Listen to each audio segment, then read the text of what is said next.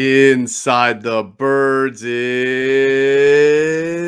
back. What's going on, everybody? It's Geoff Mosher, Adam Caplan here for another Inside the Birds. And right off the bat, Adam, you can tell I'm like 80%, 85 maybe percent better than the last time you and I recorded a podcast. And I gotta give you some props because, well, maybe I don't know. Maybe I should rip you. I think I should give you props. You dealt with me at one point during the last podcast. My voice was so messed up, and I asked you.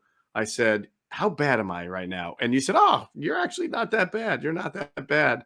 Well, some of the comments on YouTube said you were kind of letting me down easy, as they say, and the commenters went as far as say you really were that bad, Geoff. But Adam was being nice to you.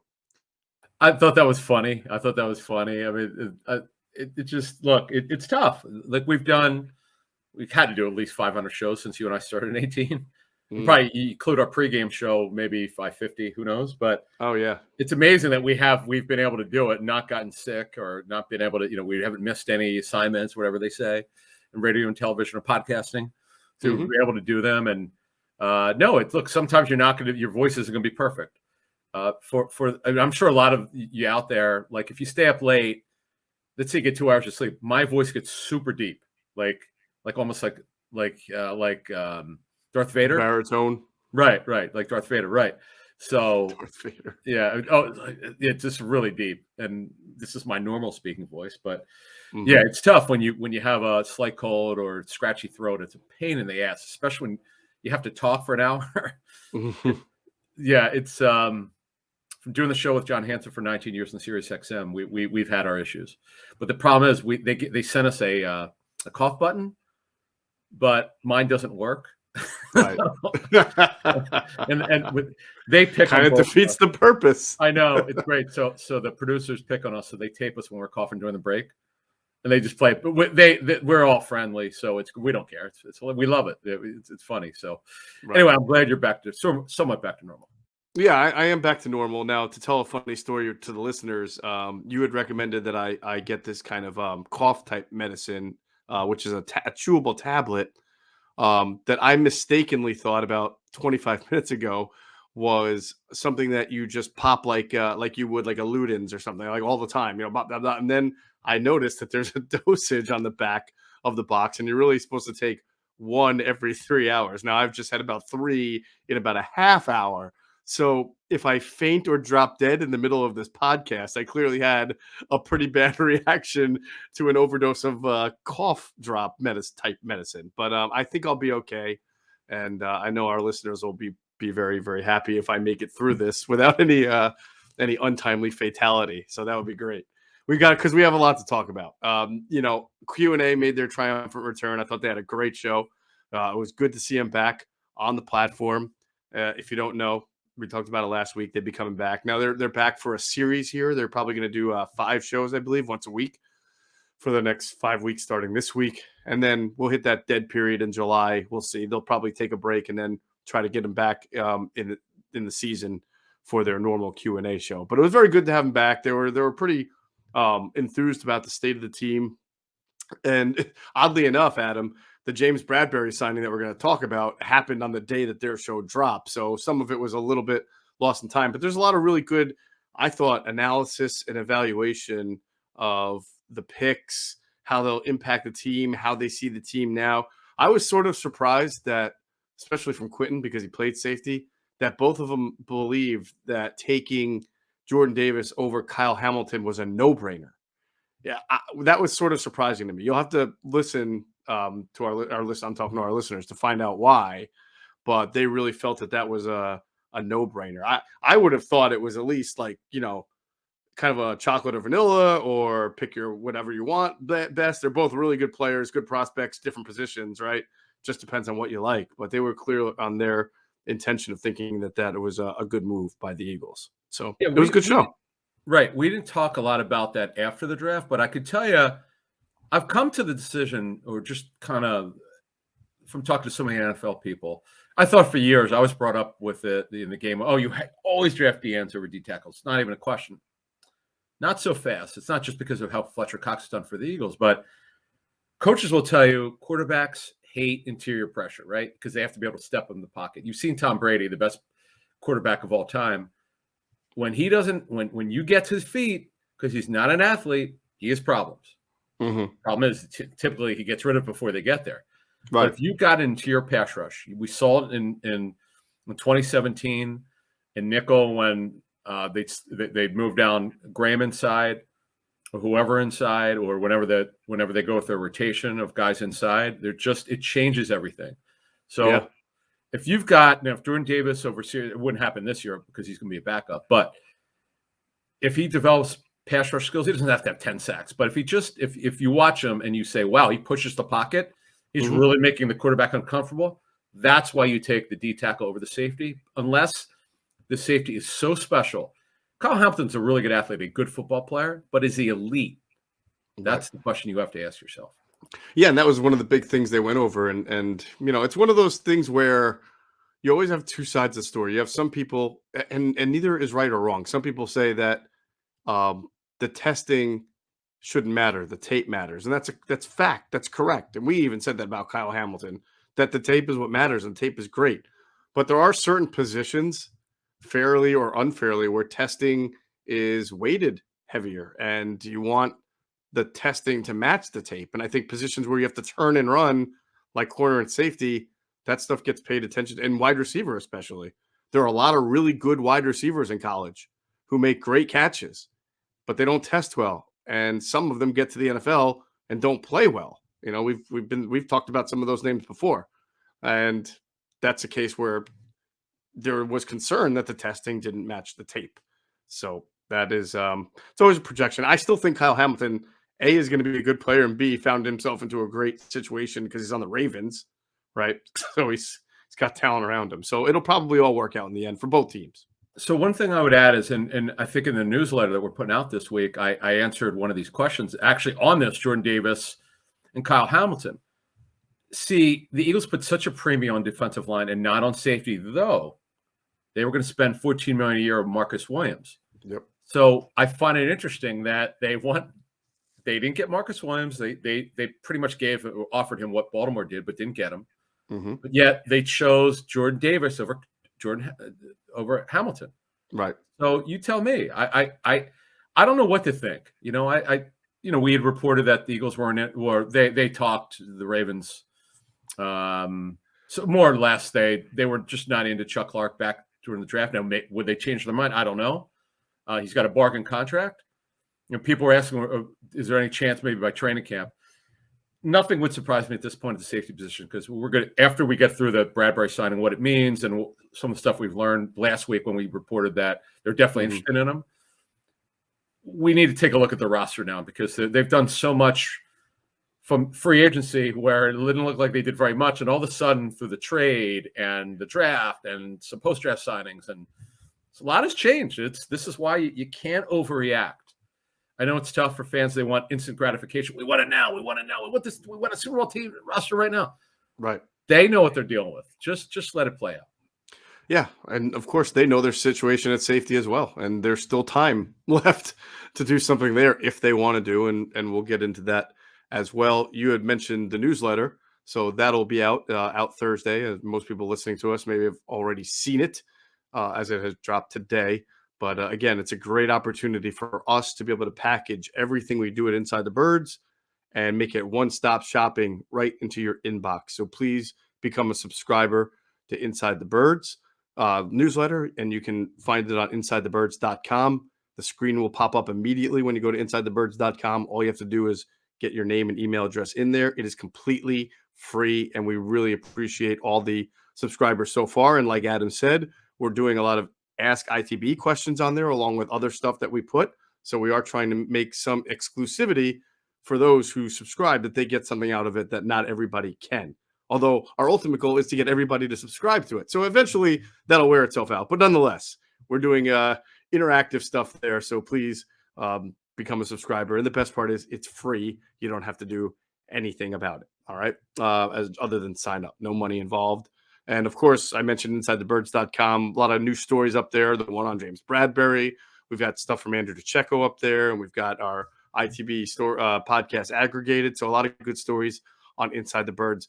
cornerback.com. Some people like the aggregated version of the podcast on the website because they may not have a chance to be listening to something, but then go read, because the people who put that together, our interns, in this case Ben Paul has been doing it lately, do a great job of just pulling the meatiest stuff we're giving, right, and putting it out in story form. So it's like, bam, Mosher's quotes, Caplan's quotes, Mosher's quotes, Caplan's quotes, this topic, that topic, this topic, bam, I'm out. So people like that. So we appreciate the response there. And by the way, I never really thought, I don't say this very much, but it's something I'm going to ask people to do.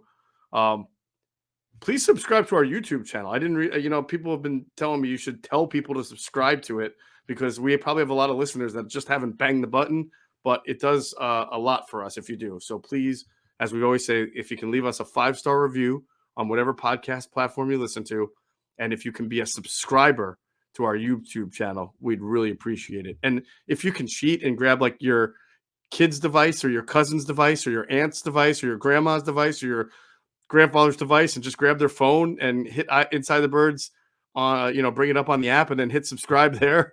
And, it don't matter if they'll listen to it or not. That's fine.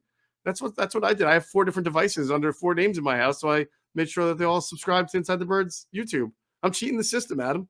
What's so crazy is the Cosell show, our first show ever. We're about to hit 50,000 views and listens. 40,000 of them are on YouTube. I don't understand it. It's amazing. I'm always amazed at YouTube. Like, I'll admit it. A lot of the podcasts that I listen to, I actually listen through YouTube and look up a couple times if they say something interesting. I want to see the reactions by the hosts. Yeah. But it's funny. I don't know what it is. My habit. I don't know why. It's something I'm downloading anything. You don't have to download it if you're watching through your browser. I use my laptop to listen to a lot of them, unless I'm flying or on a plane or a train. Where I listen to my phone. And I know a lot of people say this, listen on their tablets. We could actually see through analytics of what you're listening through. It's kind of cool. And every once in a while, it's like a browser. It's something technology I've never heard of. Did we ever get the Acast situation straightened out? I know years ago people asked for Acast. I don't know if we're. I don't even know what Acast is. It's a podcast version. Yeah, it's okay. Yeah, I think on maybe Android or something, but yeah. So YouTube, yeah, I would agree with you. Definitely subscribe, and Greg will definitely be back before we get started to the Bradberry stuff. Greg is definitely going to be back. We got Q&A settled in. Looking forward to listening to that tomorrow when I've got time. And then the great thing, it's actually under an hour. One of the first or only shows they've not done that's an hour, which is interesting. How about that? Which is cool. But so they're back with us, and then we're efforting. We're trying to get more ex-Eagle players. I know some people have asked us, can we do that? And we're working on it. We are working on that. All right. All right. Before we get into the James Bradberry stuff, I had mentioned about our newsletter, which is produced by New Edition Consulting, a boutique newsletter consultancy that partners with entrepreneurs, early stage startups, and media entities looking to launch, maintain, and grow their newsletter offering. An intentional, consistent newsletter is the spine that holds your brand's community building efforts together, allowing you to connect deeper with your audience than you can on your social media channels. New Edition provides one-on-one, end-to-end, 360-degree newsletter support to all of their busy and talented clients.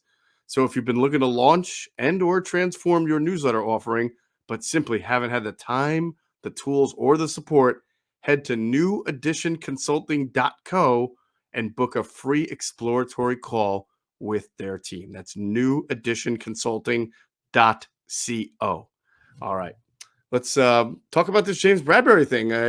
We reported in our last podcast that the Eagles had injury. You really hit this on the head, because when we talked about it, you said, look, they're interested, and it's all going to come down to money. And, he wound up signing a contract that is going to be about $7.5 million, I think, was guaranteed, and a chance to earn up to $10 million, Adam. And you had talked about some of the finances earlier. So you can say that that's pretty good money for a guy who is on the market this late in May. But that's what you said, that he's not just going to settle for anything, and he didn't have to. So our understanding was all the teams you and I talked to last week, they all said 10 million was the number. Now, 10 million per season. So he had a chance to sign, as I understand it, for more than a year. Mm-hmm. But the structure, the guarantees in year one are strong. So think of it, if I'm James Bradberry and I'm not getting any guaranteed money in year two, why the heck would I sign for more than a 1-year deal? Right. not Right. like he's And then only you're in the playing. team's hands. Yeah. Yeah, Yeah. well, yeah. So the leverage would be in a sense with him if he just takes a 1-year deal. If he plays well, who knows? The Eagles would want him back, and we'll get into what this means. But I just think the Eagles felt that we know this. He was the top free agent corner on their board. That's why we talked about him last week after he was cut. The thing that I find interesting is that he could not reach an extension, a revised deal with the Texans. Joe Shane talked about that, the GM of the Giants. And another thing there were a couple of things we didn't talk about last week, which we could talk about now. We have a little bit more information, but one of the things that the Giants made it pretty clear, he just did not fit. They're going to play a lot of man. Remember, Wink Martindale's their D coordinator. They're going to play a high percentage of man comparable to other teams. That doesn't work for him. Right. He got his big free agent deal with the Giants because he's one of the better zone corners in the NFL. He was. Mm-hmm. 2 years ago, Pro Bowl, made it, voted in. It was not a fake one, which we've talked about for years on the show, where I don't like the Pro Bowl, to be honest with it. Not only did I not like the game, I hate it when people vote on who've never seen players. I think it's wrong. I think players should vote for it, and executives. Okay? Or coaches too, right? Coaches, yeah, exactly. Yeah, good call. Yeah. People who actually see these players. I mean, I had a former Eagles player who everyone would know tell me he would give it to PR to fill out for them. He had no interest in voting for it. Come on, man. It's not right. Yeah. So, but it was legitimate. He was really terrific 2 years ago. Dropped off. I know you've got some great stuff from one of your sources we want to get to in a minute. Yeah. But here's the issue. The one issue that I have with it, though we think they might play some man, this plays into your personnel source. He made his money as being one of the top zone corners in the league, and again, it's not like he's washed up. He just didn't have a good year. Right. But if they don't play a lot, if they don't play a high percentage of zone, remember they played the most zone in the NFL last season, an unbelievable 91% in the first half of the season. Right. So now, if Gannon's not playing a high percentage of zone, is this going to work? Well, that's a great question, and I think you could look at it two ways. One, I think he obviously wants to play zone. He started off last year, as you just mentioned, playing a ton of zone, and it didn't work. He tried to play two safeties deep. It didn't work. They were just gashed against the run. But look at the moves they've made this offseason. They add a guy like Jordan Davis, who's going to occupy two gaps at one time, right? He's going to line up over the nose and make it easier on the linebackers, right? They upgraded linebackers. I mean, their starting linebackers could be entirely new. It could be Kazir White and Nakobe Dean. All right. And then theoretically, they are going to play more either quarters or two shell coverages where both safeties are back. And now that you've got a safety out of the box and back, you have to be able to stop the run. But again, we just talked about Jordan Davis and the new linebacker. So I feel like he's aligning himself with the personnel they brought in to play a lot of zone. Hassan Reddick is a linebacker, not at the end on first and second down. You don't want him dropping into too much coverage on these play action passes on first and second down. You want to play a zone behind that so that while he can still rush the passer, if they throw the quick curl, right, that somebody's there to defend it or in the flat. So that to me all yells they're going to play more zone defense. But you bring up a great point. If it don't work and they got to switch to man, what do you do with James Bradberry in that situation? But Adam, I still think even in that situation, he's an upgrade over Steven Nelson. Oh, yeah. All right. So it's so funny you say that because you and I know someone in pro personnel for another team who I said, hey, I know the Eagles were one of your teams last year. Could you tell me what you thought about Bradberry coming? He goes, this guy he's long, he's competitive usually. Now, I know you've got a note on this about tackling and so forth, but a super high character guy. He and Slay are tall. They're taller than average for a corner. Slay's a better athlete, but they've had some picks and interceptions in their career. But he said he's not comfortable with certain types of man coverage. There's different types of man coverage. He goes, he's just not real comfortable with it. His bread and butter is what we said earlier in Carolina. That's what he is. He's his own corner. You could look, conceivably any corner could play man, but can he play the type of man that they want to play? That's the question mark. But this guy spoke very highly. He said he'll fit Gannon's scheme if he'll know how to use him. And this guy did see, and this guy was critical of Gannon last year, but he said Gannon will get it. He said it won't be a problem. And he said he thought Philly did a smart thing, only signed him to a 1 year, because if because you don't, when a guy has a season like this where he just drops off significantly, you do wonder, is this, though he's still not old, is this the start of a regression? You don't know that. Right. But it's not like the guy's 2 years ago was terrific. Last year, different responsibilities, didn't play nearly as well. The tape shows it. Forget all these grades that are out there. Throw it to the side. The tape is the tape. Right. And it wasn't good enough. And that's why he's out there. But the funny thing is he had so many teams on him. So it's not like he's a bum. No, he's a good corner. This guy stank. He can't play. He's not a bad year. That's all. So I reached out to one specific team, an AFC team, a personnel guy for that team, fairly high ranking guy. And I said, first of all, was your team interested at all? Because I saw that there were many teams involved.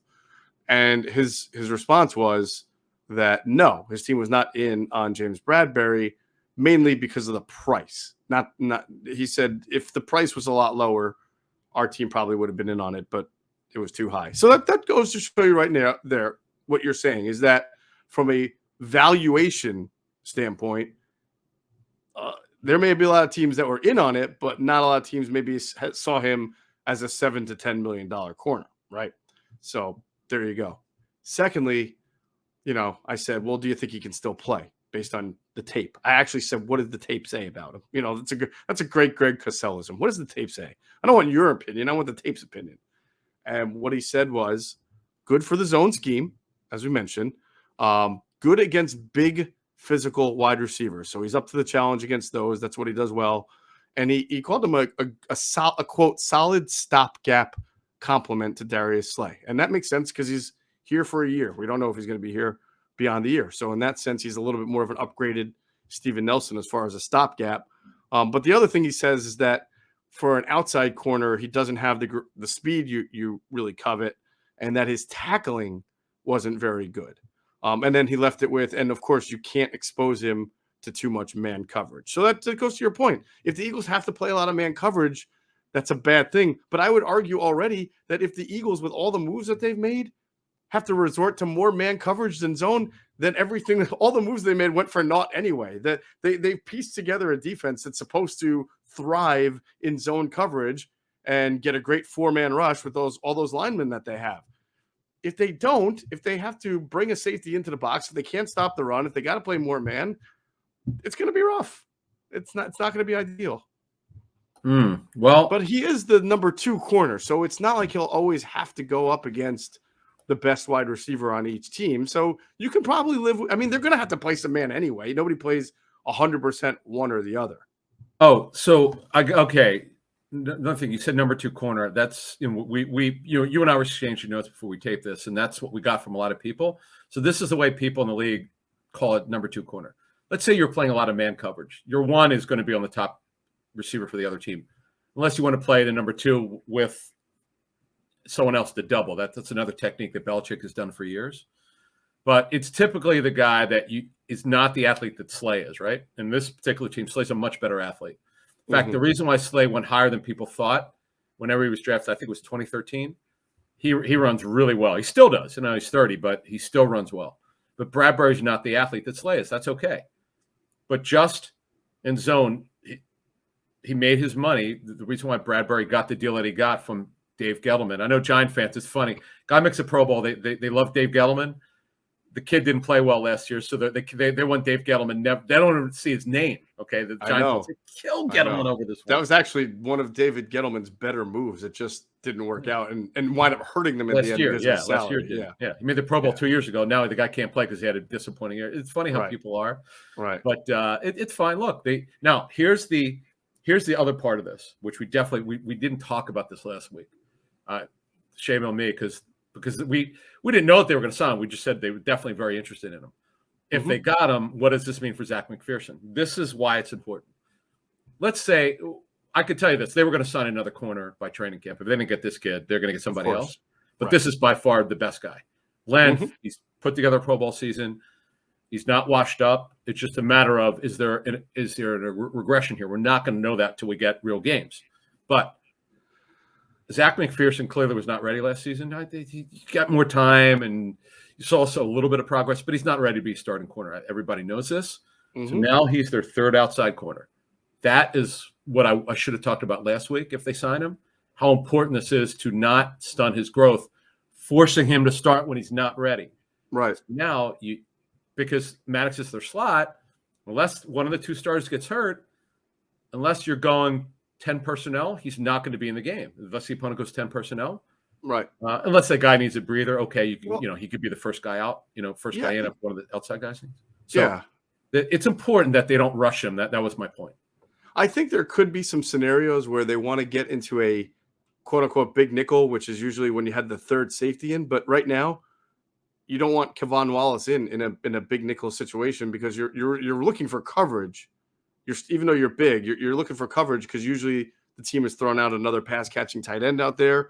Or if they do go 10 personnel or spread, I think you'll see McPherson get on the field in that situation too. So there's probably two opportunities to get McPherson on the field as the fourth corner and a second interior defender, like a hybrid corner safety interior guy to go along. Because that's where, you would have your two outside receivers and then two players flexed out and then maybe a running back who catches passes there as a fifth option. So I think there are some opportunities there to get Zach McPherson on the field in those situations. But we're probably talking, I don't know, 20, depending on who you play. When you play the Bucks, maybe.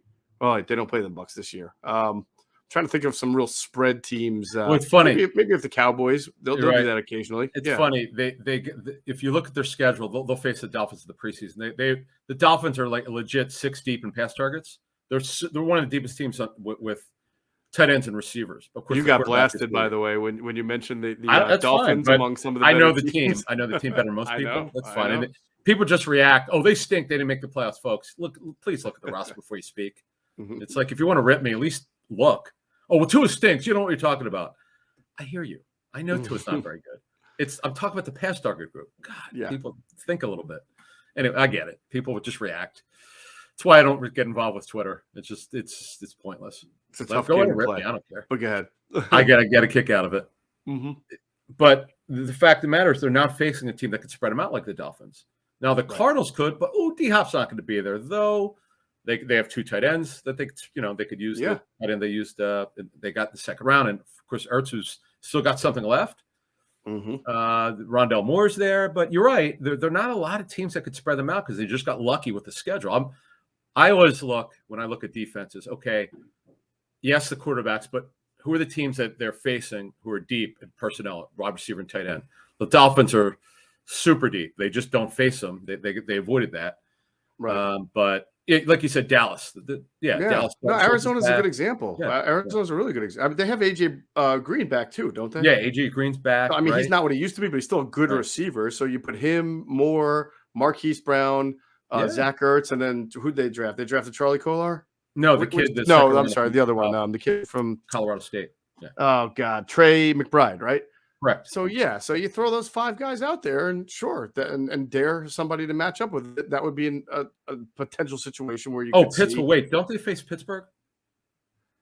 That's a good point. They faced Pittsburgh. Wow, Pittsburgh's got some receiving weapons now, don't they? Yes. No, I know they got Claypool. Yep. They got Deontay Johnson. They drafted Pickens. They drafted Calvin Armstrong. Calvin Austin, right? They got the tight end from Penn State who catches a lot of balls. Yeah, that's going to be. That's a good one. That's going to be a team that could spread the Eagles out. Now, sure. I know you had heard pretty strongly, and I also heard this as well. Though I didn't know that it was 100% they were going to draft it. We had noted that McDuffie was probably going to be the pick if they didn't make the trade. Oh, Trey McDuffie, yeah. But I do. Here's what spinning this forward here. I do wonder if they would have drafted McDuffie.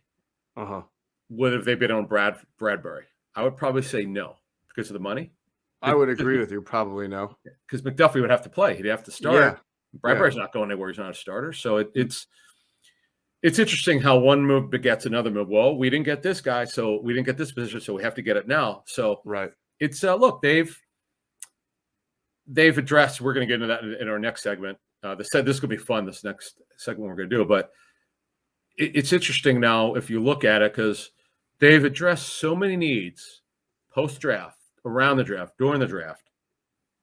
that they don't have a lot of needs left. I didn't, this is what we were saying earlier. Be careful of overreacting. It's our job to talk about it when it happens, when they haven't signed anyone. They tried, receivers, right, safety, and so forth. But now if you look at it, there's not a lot left.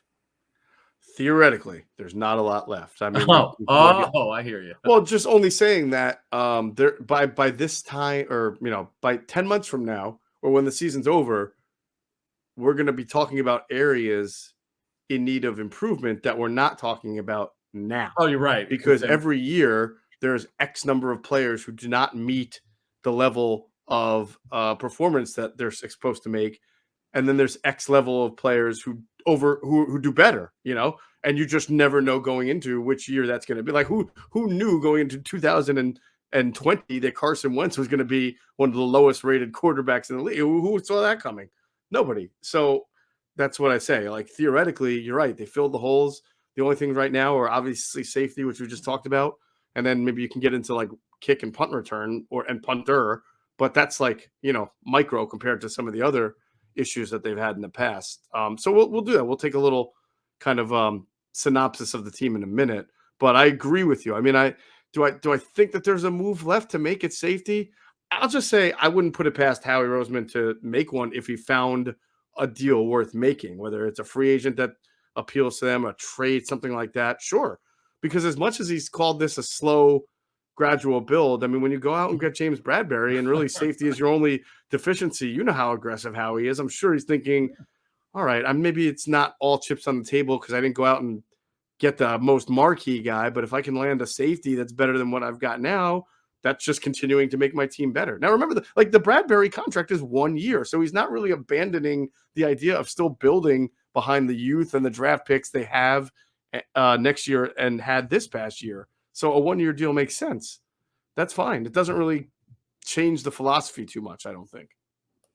In our previous show, we talked about the team is better because they've addressed a lot, but how much better?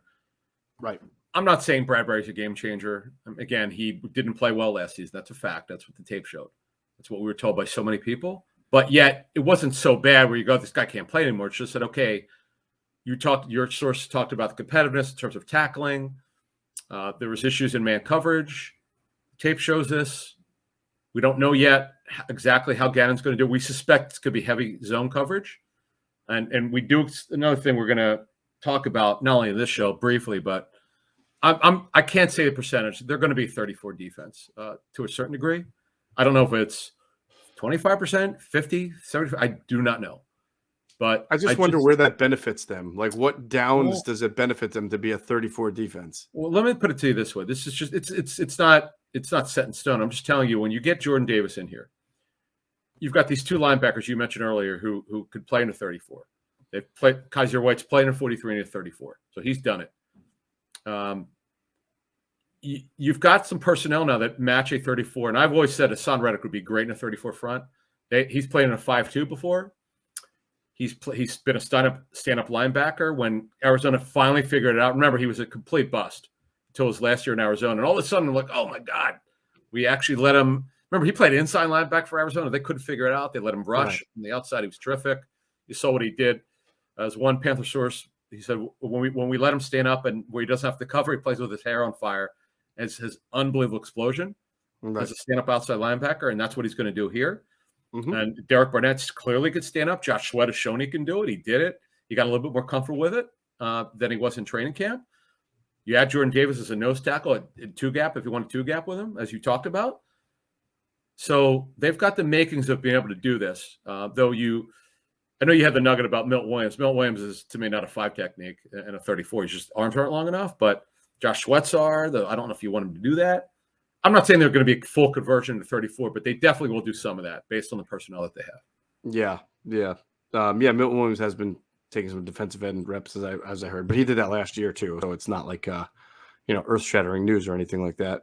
But it is interesting because this goes to what we're saying. Say defensive end. You could say, yeah, the Eagles took care of business this offseason at defensive end because they brought back Derek Barnett and Brandon Graham comes back from the Achilles and Milton Williams has positional versatility. And of course you have Josh Sweat.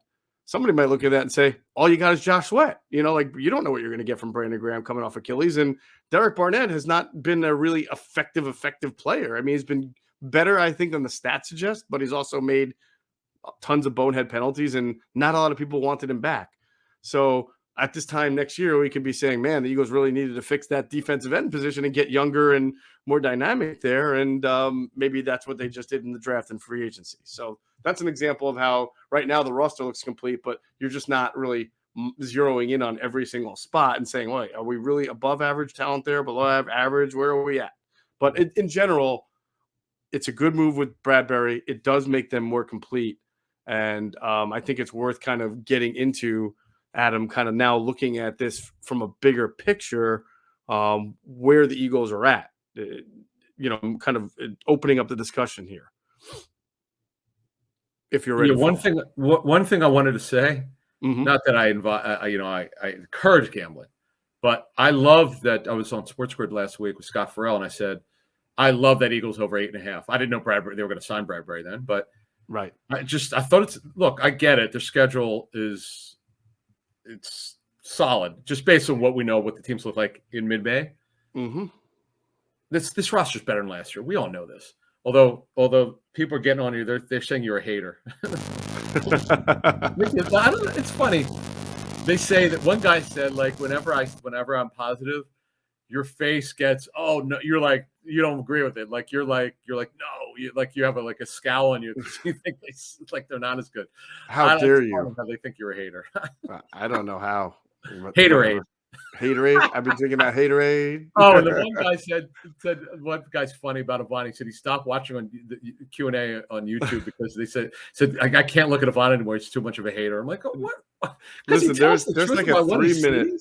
There's a 3-minute clip in Q&A of Jason Avant, and this is before that comment came out, talking about how much he loves Jalen Hurts as a competitor, as a person, as a leader, and how hard he's rooting for Jalen Hurts to succeed so that the Eagles don't have to find another quarterback and that this guy can be a success story. I mean, you can't be more praiseworthy about Jalen Hurts than from a big picture standpoint than Jason Avant was. But if Jason Avant starts to also talk about some of the weaknesses or limitations if Jason Avant talks about that Jalen Hurts has, then people just automatically say, well, he's a hater. He's so negative. All quarterbacks have these kind of no, not all quarterbacks do. And by the way, there's nothing wrong with critical analysis. There's nothing wrong with objectivity. In our pregame show from Bet Rivers or Rivers Casino, right? Yeah, Rivers Casino. Okay. Cosell and Avant almost like agreed on they didn't agree on everything, but when they watched Hurts, they both said the same thing. He misses too many throws. I mean, it's hard to find like an NFL analyst who, when they break down Jalen Hurts, don't talk about the issues that we've talked about going back to before last year. But pointing these out does not make you a hater. It doesn't also mean that you think he can improve. One guy crushed me last year because I said I thought Hurts played really well against Kansas City, and the tape showed that. Because he goes, he put numbers up, but they got killed. I'm like, that's not the point, though. Right. He hit guys in stride. He made some really good timing throws, which has been a struggle for him up to that point. And he saw some progress. The Denver game was really good. Made some great timing throws. He's not perfect. He's a young quarterback. But the Eagles took him earlier than their grade. We all know this. Most teams had a 3rd or 4th round grade on him. He wasn't supposed to start. This was never the plan, but he's their starting quarterback. You got to give the guy time to develop, and there's going to be some problems. There's going to be some growing pains. It's not always going to be great, and it's our job, not only you and I. It's the Q&A's job, Greg, when he comes on with us, to tell what do you see when you watch, and for you and I, what are we told by NFL people? We're going to tell you.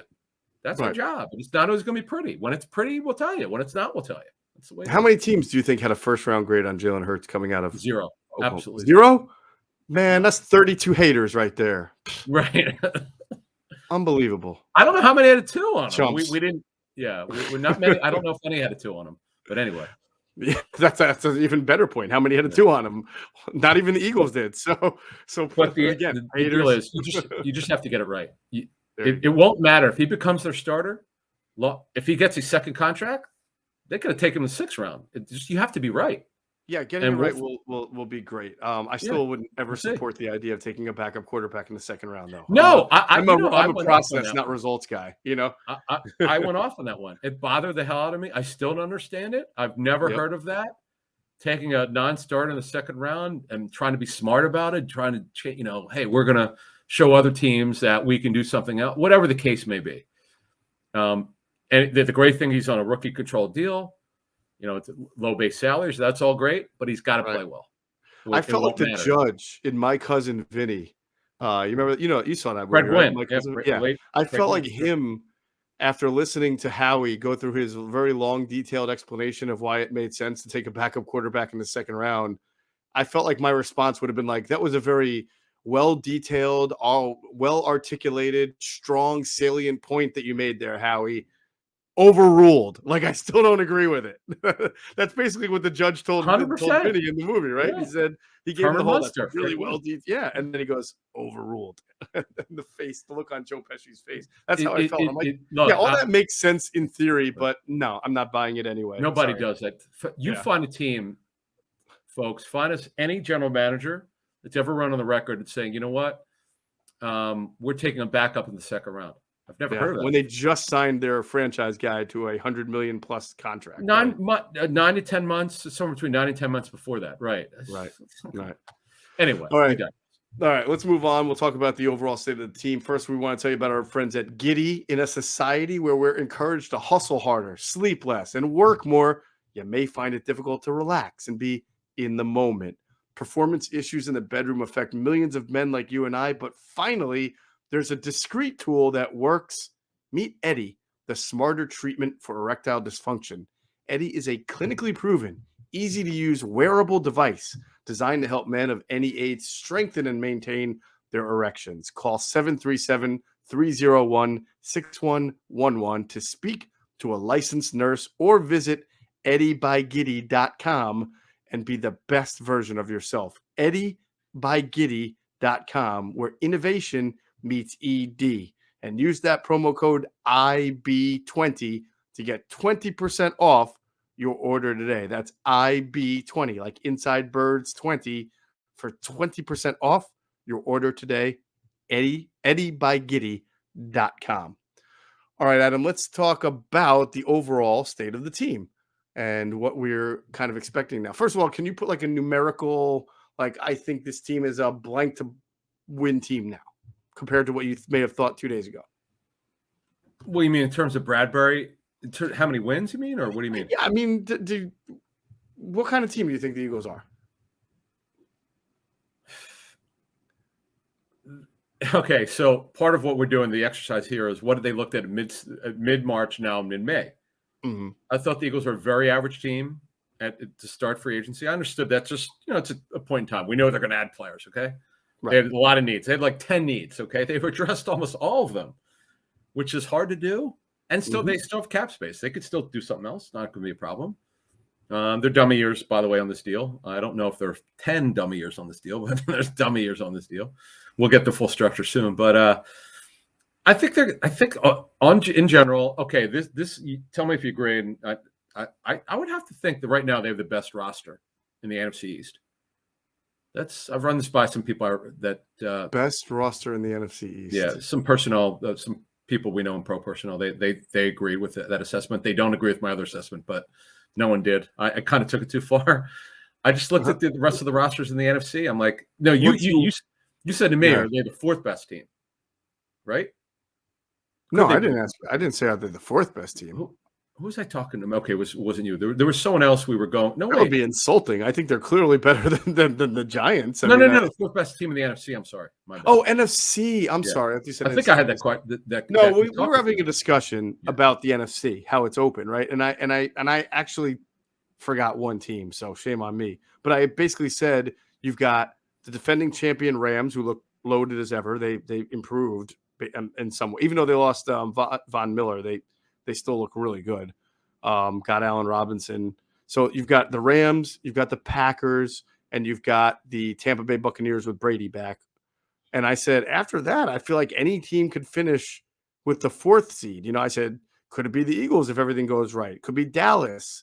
But I forgot the 49ers. I forgot. See, the 49ers are interesting because they went to the NFC Championship game, but they're completely changing to a new quarterback. But then I think so. I originally kind of withheld them, but then I thought, well, geez, all he has to do is be as good as Jimmy Garoppolo was last year, and that may not be difficult. He might actually do things more athletically that benefits the offense than what Jimmy Garoppolo does. So, I mean, and to be honest with you, their defense is really, really good. D'Amico Ryans doing an unbelievable job there. So I should be fair and say the 49ers belong in that top four. So anything from what are there 8 seeds now? Is that how it works? How many seeds do you get? 7. So and the next 3 seeds, 5, 6, and 7, I feel like the Eagles could go as high as 5. Look, you got 32 teams. It's even the Rams, as good as they are and talented as they are. Every team has some weaknesses. The Eagles, right? Backup corner. We'll get into the roster in a second. The backup corner is obviously still, outside corner still, question mark. But they've really done it. They've been very aggressive, smartly, I would say, in this case. Though I don't agree with bring back Barnett. That's another story for another time. We'll see if it works out. Mm-hmm. But if you just look at the NFC East, which we're isolating, they clearly are better than the Giants. It's not even in question. Washington, theoretically, they should be better with Carson Wentz there. They have some challenges. They have to figure out. They have better talent at receiver than they did last year, but is it going to be good enough? Could their defense rebound overall? Where it was never nearly as those 4 first-round picks did not play at a high enough level.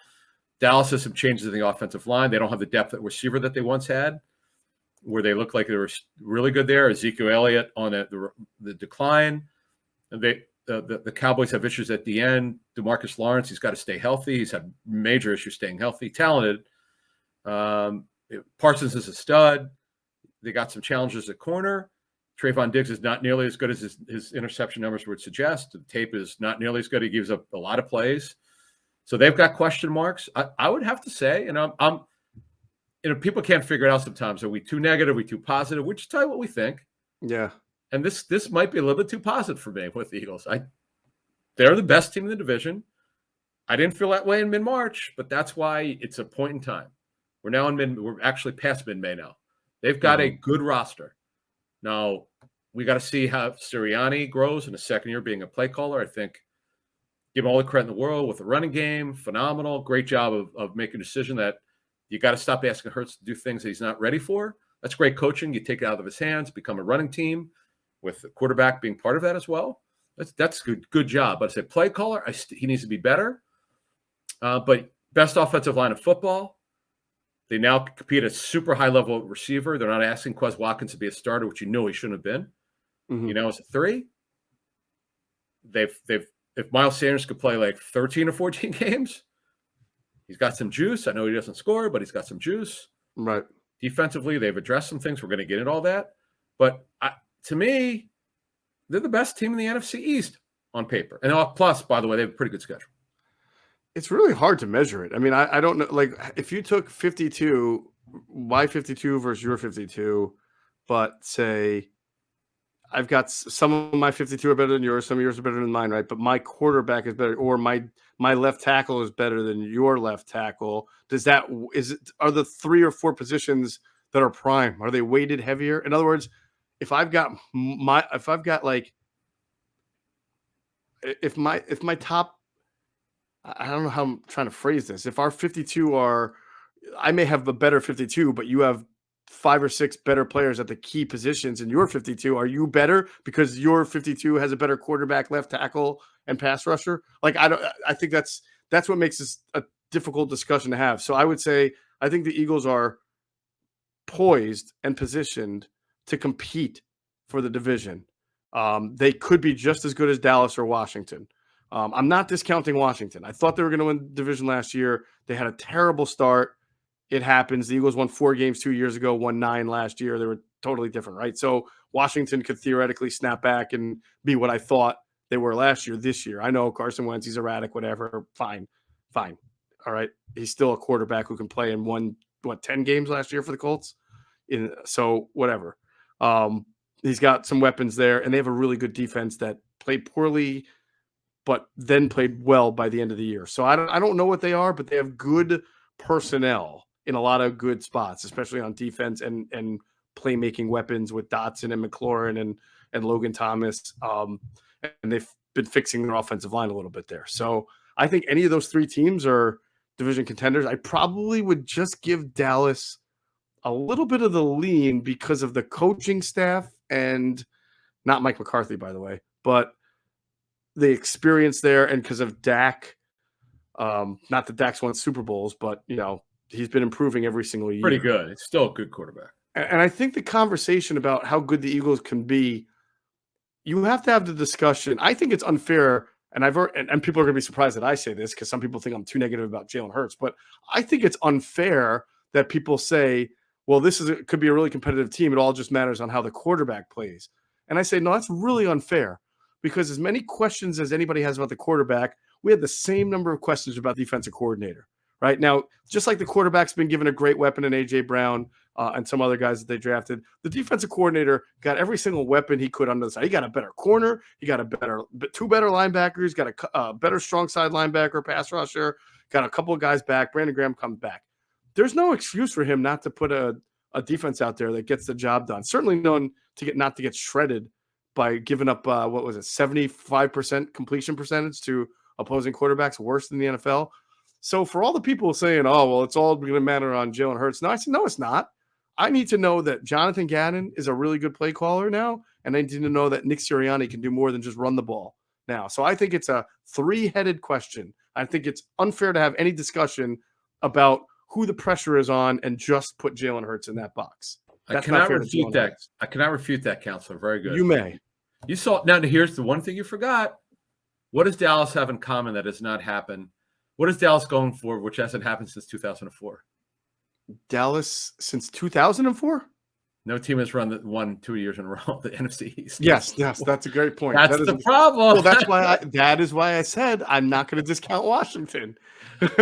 I look at this Eagles team. So let's get to that. Let's get to this. This is a fun exercise. So we did a lot of this about their needs. It's funny because they kept they tried, but they kept striking out on trying to address needs, doing free agency. Because free agency is generally about needs, current needs, with the draft being about the future needs. It's rare to find guys like Rodney McLeod and Malcolm Jenkins and get those guys in the middle of their career or earlier in their career and get several contracts. It's great when it happens, but you can't count on that. But to start free agency in mid-March, they had like 10 needs. 2 receivers. Certainly need another tight end. Kelsey's replacement, we knew it would come in the draft. That wasn't going to happen in free agency. But offensively, just had to address it with 2 receivers and a tight end. Defensively, they need 2 DNs. Now, when I say 2 DNs, that could be, depending how much 34 they want, maybe they need more outside linebackers, right? D tackle, they absolutely need another one. Fletcher Cox is getting older. They could address in the draft. These are just needs going forward. Didn't mean they had to address them in free agency, but just if you're putting together a 52 for the season, your 50-man roster, 53-man roster of guys you feel good about, and you want to be a Super Bowl team. You never just accept that. Okay, well, this is a team that's on the rise, but we can't win the Super Bowl. You don't think like that, right? You don't want to, obviously, you can't rush things and just spend a whole lot of money. You're not trying to win in March, but you want to start addressing current needs that have to be addressed so you can at least put your team together. And then whatever's left over for the future, you address it then. So why were 2 receivers, I thought, tight end. I'm just going back to our notes in those shows we did in March. Sure. 2 receivers, 1 tight end, 2 DNs, 1 D tackle, 2 linebackers, 2 outside corners. Some people might disagree, and I get it, but I still think they needed 2.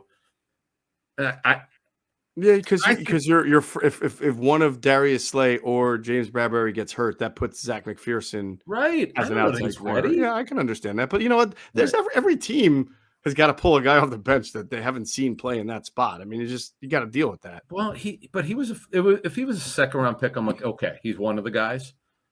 But he's not. He's a 4th-round pick. These are like, low-end starters. Wait a minute. Benjamin St. Juste was a 4th-round pick, and he pretty much started every game for Washington. But you don't go in thinking a 4th-round pick is going to start. The 4th-round picks are not drafted to start. No, you don't. You go in thinking that they're a backup who might have to start in case of an injury, and that's the situation they're in right now.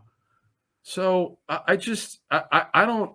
St. Juste, by the way, was a 3rd-round pick, not a 4th-round. I'm sorry, 3rd-round pick. Okay, fair enough. Cosell loved him, but he's tall. The kid from Stanford, he's good player. No, Minnesota. Minnesota. So who the heck was the Stanford corner? You were close. Wrong conference. No, Stanford. Who's the Stanford corner they drafted? Stanford corner. Can't think of that one. I don't know. Yeah. Anyway, St. Juste is tall. It's like 6'3".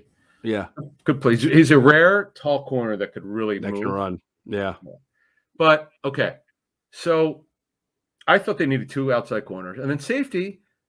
See, my issue there is, and we'll get to what it looks like what it looks like 3 months later, March, April, or 2 months later.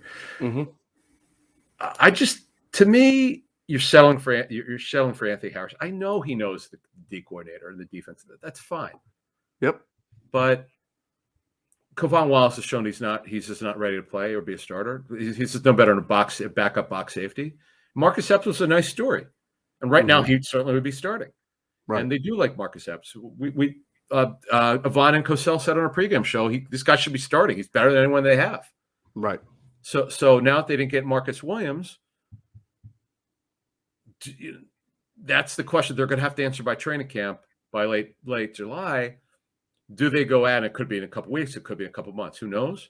You got to add one safety, but you can't claim the Blankenship kid who's an undrafted free agent. I know they like him, but you can't. It's not like the corners will get to them in a second that they sign as undrafted free agents who definitely had draftable grades, and there are a couple things that happened why they didn't get drafted. Those guys will definitely contribute, but the Blankenship kid is a long shot to make the team. Yeah, I mean, they're doing the darts thing where you just bring guys in and hope to see something there. I mean, they're like, okay, fine. They like the kid. But so what it looks like now, 2 months later, after free agency's kind of died down here, they got Kelsey's replacement, Cam Jurgens. Mm-hmm. They added the 2 receivers to Pascal. We know why, on a 1-year deal, because the head coach and he are very close, and he likes him. He's a tough guy. Great. But the monster move was A.J. Brown. That eliminates, to me, unless you disagree, unless you watch. How could I disagree with that? No, but for the future, this eliminates the need to. Next, A.J. Brown and Devontae Smith are the future at receiver. Quez Watkins could be. This is a big year for him. This is year 3 of a 4-year deal. They like him. The head coach spoke very highly of him. Reading too well, but they don't really need to address. And Rager is still on the team. We'll see. They keep insisting that he's going to be on the team this season. We'll see. We will see. We'll see. Hold that thought before you get into the rest. Sure. Okay. I want to tell our friends to make sure you're checking out phlsportsnation.com, enhancing the fans' experience with their coverage of all Philadelphia sports teams for the fan, by the fan. That's their motto.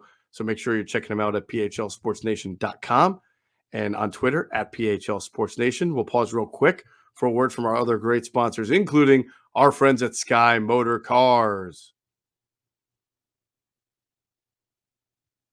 And if you head out to Westchester, PA, to stop in there at Sky Motor Cars, make sure you tell them Adam and Geoff sent you. You will get a great deal. All right, so you were going through what their needs were to what they are now. You're right. They needed a replacement for Jason Kelsey. They got Cam Jurgens. They needed 2 wide receivers, Zach Pascal and A.J. Brown. They needed a corner. Well, 2. Well, go ahead. You pick it up from there. Yeah, so offensively, they've addressed everything. They got the 2 receivers. They got Calcaterra. I get he's a 6th-round pick. You can't count on that. But they needed that one guy. They did that. Now, he doesn't block as well, so they're going to have – Richard Rodgers could do it for this season. Togiai will challenge for it, and obviously the tight end, J.J. Arthur on one side. He makes it on the final year of his rookie deal. But they've addressed – and Jack Stoll, of course, who was a nice story as an undrafted free agent. It's a pretty good job of scouting, by the way, for them to find him. And if he makes it, maybe he'll get a little bit better chance to catch the football because he's actually a better athlete than he shows. He tore his MCL in his final year at Nebraska, and that kind of obliterated his season, or he would have probably been drafted. But anyway, so they addressed everything on offense. Now, defensively, you have to count Derek Barnett as an ad because they re-signed him. Right. Now, because we know they're going to run some 34, and they're going to be probably multiple, They didn't bring in Hassan Reddick. Now you could call him a linebacker, but he's an edge rusher. Is really what he is. Mm-hmm. So they've addressed it. They get Brandon Graham back, but as you said earlier, the only guy you can really count on at the end is Josh Sweat, who's really good. Right now, they have Teron Jackson, who kind of drifted late. He played earlier, and then you didn't see Teron Jackson. You saw him, and then you didn't see him. Mm-hmm. So I still think they could use one more guy because they're going to be multiple. But at the end, well, no. Here's but yeah. Well, if they're I mean, isn't Karan Johnson going to get? I know he's got to make the team, but even if they add another guy, he's going to make the team. But he's a linebacker. He's just not. He's a backup. Oh, okay. You're saying at defensive end particularly. Yeah. So you've got Graham. You've got. I feel like we're forgetting. Well, Teron Jackson will compete. Yeah. Milton Williams is going to play some DN though. So I mean, I mean, if you want to add a guy, sure, but he's got to have some kind of role. If he's not going to come here unless you think he's going to play a little bit. Here's the thing, though. Brandon Graham come back with torn Achilles. He's 33 years old, right? Yeah. Derek Barnett, as much as the Eagles like him, they brought him back. He's been an underachiever. Mm-hmm. He's just not a consistent player. Teron Jackson's a guy that we'll see if he makes the team, and Josh Sweat's a stud. He's really good. Milton Williams could play it. Yeah. I like an upgrade. I want more of a rotation here. I'd like one more guy. I'm a little bit more bullish on this team, probably more than most people. I just think they have a chance. The thing, though. I get what you're saying, but if you look at it schematically, I mean, you almost already answered your own sort of question. Like if, let's say they had a little bit of a injury at the end, okay? Let's say Brandon Graham's got hurt. He's going to be out a couple games. Well, they can overcome by being a 3-4 team on first and second down, where it's Jordan Davis in the middle, flanked by Javon Hargrave and Fletcher Cox, right? And then when they want to rush the passer, maybe you get Jordan Davis off the field at that point because he's still not ready for that yet. And you've got Hassan Reddick there with with Hargrave, with Cox, and then, Sweat, of course, Sweat. So Sweat can kind of even stand up a little bit if you need. So I think that they can kind of get away with the lack of bodies at typical DN by having this strong side linebacker who becomes a DN in nickel. You would just have to worry about having enough bodies for first and second down, but that's when you can kind of alternate your front a little bit and show a little more 3-4 looks with two outside linebackers. So you could have Reddick and Karan Johnson or Reddick and Patrick Johnson. I mean, again, you're just trying to stop the run here. You're just really N'Kobe Dean did that at Georgia a little bit. He could play like a stand-up outside linebacker role, and then you can replace his spot with you'd have Kazir White and you would have TJ Edwards. So I think they can actually get around it. And of course, again, Milton Williams being able to play snaps at the end. I see what you're saying. You can always have bodies. I feel like they've got enough front seven bodies to put out a defensive front. Well, okay, let me be more specific. I could have done that. So if they're going to play 34 front, right? Graham can't do it. He plays stand-up linebacker. Yeah, he'd be an outside linebacker, right. He's done this before. He did okay in it. Yeah. Barnett also is not long enough. He'd have to play stand-up linebacker. Yeah. Cox has done it before. He did early in his career with the Eagles. Hargrave obviously did it with the Steelers. Mm-hmm. Milt Williams is not. He can't. I don't like. I know you had a note about him playing DN. There's no way he was doing it on a 34. He's too short. You don't want Sweat doing that. Jordan Davis obviously will. I'd like to see one more guy. Now, here's another question for you. Wait, time out. I kind of thought that the short arm thing for a defensive end or an outside guy is more about a pass rush than it is stopping the run. No, but if we're talking about just playing him at the end on first and second down. No, I'm just talking about when they play a 34. See, this is the problem. We don't know we don't know percentage-wise how much they'll play 34. We just don't know. Yeah, no, I know. I'm just saying I think that he can, if it's first and second down, he can play the end in a 3-4 and just stop the run. I mean, pass rush, I think of short arms as, well, you let that tackle get his arms on you when you're trying to rush the passer and he's driving you away from the quarterback, but you can still shed and block and eventually tackle the guy if he's running by you, even if you have short arms in run defense. I don't think short arms is as much of a deficiency in run defense as it is in pass defense, if you know what I'm saying. Off that, Tui Peloto, I know they really liked him. Now we know he had that another guy we forgot. Yeah. So I do wonder how he'll fit in, because now you got Jordan Davis, right? No matter what front they play, he's going to be the third tackle. and they've got Cox and Hargrave. I get Cox is older. Maybe he won't play many snaps as he has before. But you're going to have, and Milton Williams obviously could play inside. Mm-hmm. So you've got your 4-man rotation. Tui Pelotu's there, and it's unfortunate he got hurt. I just don't know how much he's going to get on the field. Milton Williams is going to play. He's a player. I mean, however, they'll figure out how to way to use him to make sure he's not minimized by, the arm length and all that. But right. I just wonder if Tui Pelotu could get on the field because he's healthy. Our understanding, he's ready. He was ready late last season. He just the hamstring injury got him out of shape a little bit, but he's ready to roll. Right. So, and it's funny they brought in Noah Ellis. We talked about him after the draft. I'm fascinated to see this guy. Yeah. And you had said last year, you had a good note last spring. One of the things you heard was Gannon wanted a true nose. Well, he's got one now. He's got a couple of them. He's got Jordan Davis. He's got Noah Ellis. I mean, again, Tui Pelotu has played the position. So, yeah, he's got some guys. I think Hargrave may have played a little bit in Pittsburgh, too, although they really they didn't use him in that. Even though the Steelers run a 3-4, they didn't use him as a 2-gapper as much as it might seem. So, that's what I'm saying is they got a lot of bodies here in the front 7, I think, to put out what they're looking for, depending on what scheme they want to run there. So but yeah, you could always use a body. That's a fair point. So they re-signed Barnett. I still think you use one more DM, but they'll be fine without doing it. But it's no matter what front you use, you'd love to have a rotation. We've used the 2017 Super Bowl run where they had such a great D-line rotation. Mm-hmm. They needed to add one D tackle. However, they did it free agency draft. They nailed it. We'll see how good at Jordan Davis is, but they addressed it in a major way with the trade up to get Jordan Davis. We both felt that they needed to have 2 linebackers. They did. Kaiser White, who will start. Kobe Dean, who should start as long as he's healthy in the 3rd round. So they did that. We felt they needed to add 2 outside corners. Well, it gets interesting. I think Bradberry's one of them. Here's the question for you. Is Goodrich or Josh Jobe going to be good enough to start on the outside? To start on the outside? Excuse me, to be the 3rd corner. I'm sorry, to be third. You're saying if they're an injury? I mean, they'd have to be better than Zach McPherson 2 years in. That's for training camp to determine. I will say. We'll see. I think some people who are probably more familiar with college football than I who watch would think that's a possibility because we've gotten a lot of people reach out to us about how good those guys are. I asked one of our best people, I think you know this guy.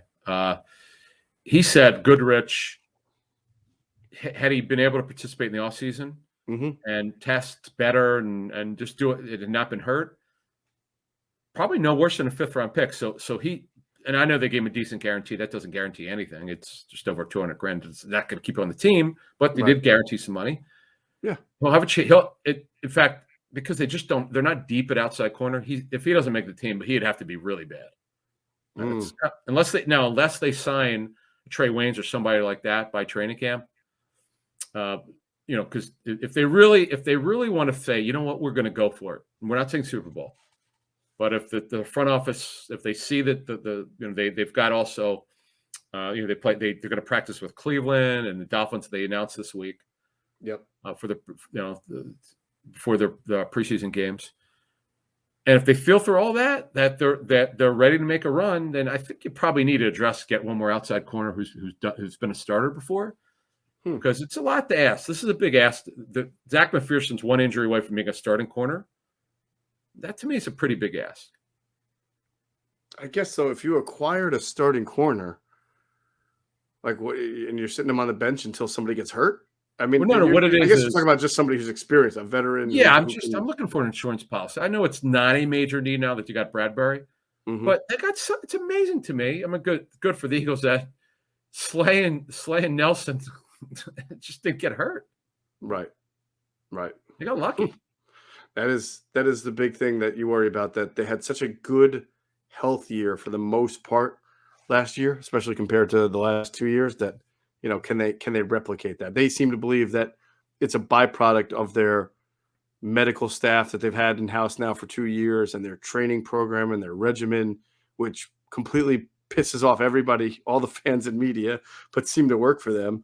You know, how they don't tackle and they have short practices. And listen, I've heard some former Eagles, whether they're on our platform or others, And it's really, to be fair, it's a jealousy thing. Like they see that the Eagles practice for an hour to an hour and a half in training camp and don't hit, and they think that it's like baby ball. Like they don't understand what's going on.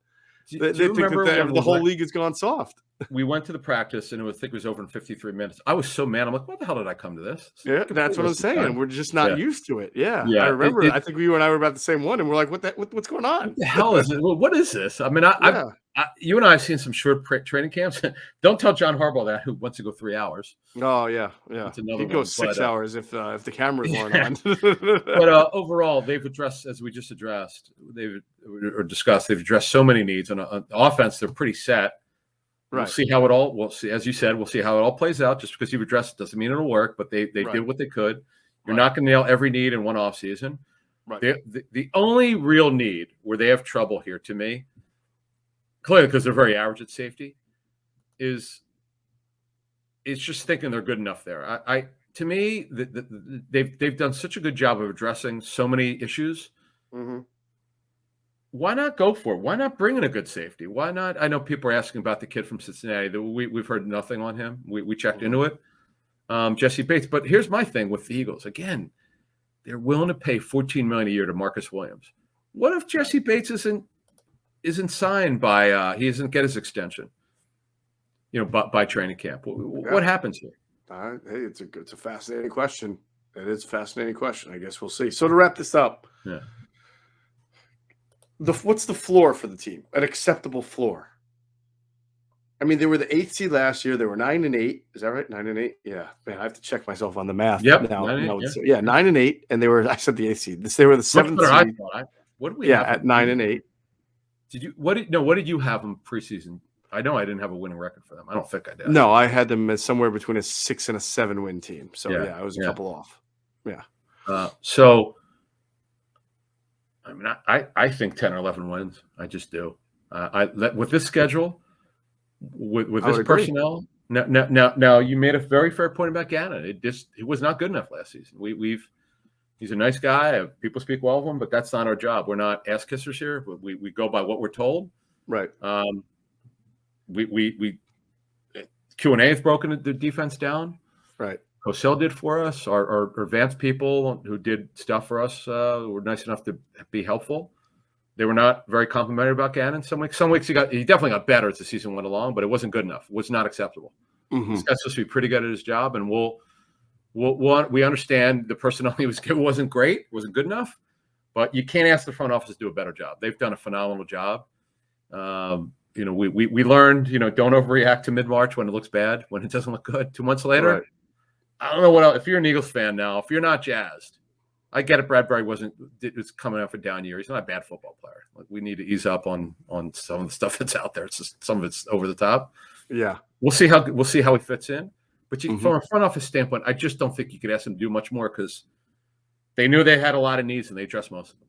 Yeah, so there you go. I agree with you. I think the floor is 10 wins. Floor. I mean, I think. Well, I can't if they don't win 10 games, that should be disappointing.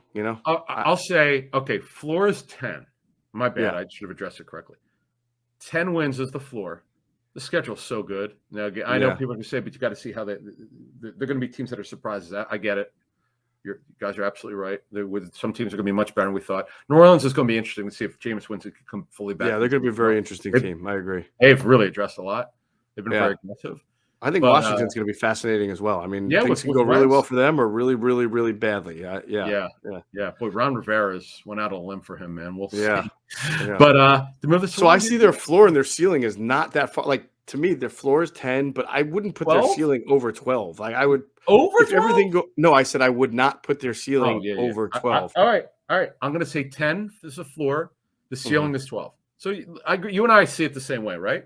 Yeah. 12 is probably 12-5. And that's what I would like. I'm not saying I think it's impossible that the Eagles finish with 8 or 9 wins. Obviously, things can go wrong. I'm just saying what would be like healthy, right? Yeah, what should be the expectation is no fewer than 10 wins. Mm-hmm. I think anything more than 12, though, and I've already heard some people, 13, 14. No, I mean, I don't see it. I think 12 would be their ceiling. I can't see it even if everything went right for them, I cannot still see them winning more than 12 games. Well, look, yeah, but okay, let me put it back to you this way. What if Hurts plays a level no one saw coming? Like let's say he like Carson Wentz 2017. Well, that's elite. That was elite before he got hit. But I'm saying Dak Prescott level, better than Kirk Cousins, where you go, wow, okay, accuracy's much better, becomes a better passer. AJ Brown's a stud. We're going to be talking a lot about him over the summer, obviously. Yeah. You and I will be at camp and all that. And Devontae Smith has already looked like he's going to be a player. And Miles Sanders, there's a lot here that they haven't done because they didn't have AJ Brown. Right. You're not asking Devontae Smith to be the guy like he was last year. Yeah. Goddard had to deal with Zach Ertz for half a season. He's no longer here. Now he's going to be the full-time starter for a full season, not for half a season. Right. I know Goddard's got his issues, but I still think that really good with this team, this offense. I think. I still think even if he plays at like a really high level, and again, just to show you that it's in my mind, it's not all about Jalen Hurts. I still think 12 is the ceiling. Like I struggle to see everything going right for this team and also winning 13 or 14 games. I mean, I just struggle to see that. I don't think they're that talented of a team. What's your finish us off. So your floor is 10 wins, right? Like you and I see that. My floor is 10. That from an expectation standpoint, you shouldn't expect fewer than 10 wins. Okay, and the max wins. If everything goes right, everything breaks their way, 12, which would put them at like probably the third or fourth seed. Yeah. Because they're avoiding Tampa, they're avoiding the Rams. I'm factoring that in, the whole lightness of the schedule. Yeah. It's just if you go through the schedule and you really know the league and you go, wow, they're avoiding this team. The Steelers game would wear me because Kenny Pickett. I know people are mixed around the league on him, but he'll eventually be the starter if he's not starter week 1 over Trubisky. Well, it should just worry you because they're a good team. I mean, when the things are at their worst for the Steelers, like a couple of years ago when they were on Devlin Duck Hodges, they finished freaking 8-8. Mike Tomlin never have awful years. Yeah, they're always going to be a tough team. Incredible. Yeah. It's and they could spread you out. That's where my concern will be for the Eagles. If they're as good as they could be, which is somewhere around 12 wins, it'll concern me as they get deeper later in the season. And now if Jameis Winston's healthy, the ones now they couldn't spread anyone out last year. The receiver core was poor, but now it's much better. So it'll be a fun season, and I like this little exercise we did. It's fun. I love it. By the way, if you gamble wherever you take the over 8.5, my goodness gracious, over 8.5. If it's still available, I would jump all over. It's got to be. They got. I mean, it was as of last week. We used FanDuel in the segment on television, and it was 8.5. We were laughing. Wow. Yeah. I was like, this is like the best. Denver also thought was a decent value. I don't know if it might have been 9.5. Of all the over-unders, I like looking at them. I thought the Eagles was the best value because it just seems so obvious. How could they, with a better schedule and a better roster, how could their record be worse than last season? Come on. Yeah. No, that's a good point. It's a good point. I mean, yes, because what you said about the better schedule, right.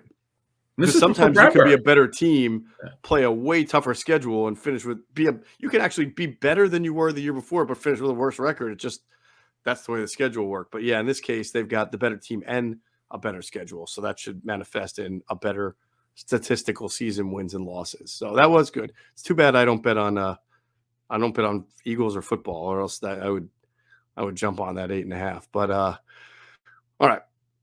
Actually, I bet on the Super Bowl. I placed like little bets here and there on the NFL, but I don't, not with the Eagles are involved. Do you do daily fantasy or no? You ever done daily fantasy? I did. I just stopped doing it, but I miss it. I should get back into it. I love daily fantasy. Yeah. All right. We'll talk about that on a future podcast. This has been the latest Inside the Birds, the leading podcast in Eagles Intel.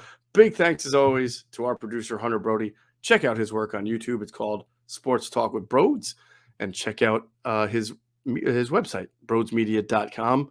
And as always, we thank you for flying with us inside the bird.